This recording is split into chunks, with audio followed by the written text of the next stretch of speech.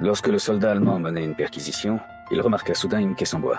De l'eau coulait sans discontinuer depuis cette caisse. Il s'approcha et ouvrit le coffre. Une femme enceinte s'y cachait à l'intérieur. Nos regards se croisèrent tous les uns les autres, et tout autour de nous, le silence se fit aussitôt. Mais contre toute attente, le jeune soldat referma doucement la caisse. Il fit semblant de n'avoir rien vu, et se dirigea précipitamment vers la porte. À cet instant cependant, le lieutenant qui se tenait derrière lui l'arrêta. Un instant plus tard, la caisse fut ouverte à nouveau. La femme enceinte était terrifiée à ce moment-là. Elle se leva avec difficulté et répondit aux questions incessantes du lieutenant. Quand il lui demanda où se trouvaient les troupes soviétiques, la femme répondit fermement qu'elle ne savait rien.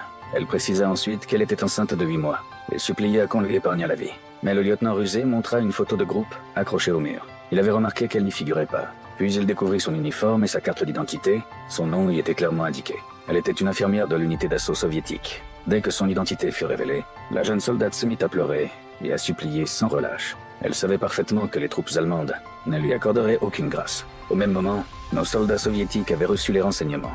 Ils se tenaient en embuscade derrière le village, prêts à intervenir pour la sauver. Mais ne sachant pas ce qui se passait à l'intérieur de la maison, ils n'osaient pas agir. À cet instant, ils virent soudain la soldate sortir de la pièce. Les soldats allemands avaient déjà préparé une corde, afin de l'exécuter par pendaison. Cependant, un vieux soldat allemand jugea que pendre une femme enceinte était une cruauté inimaginable. Il proposa donc au lieutenant de recourir à une autre méthode d'exécution.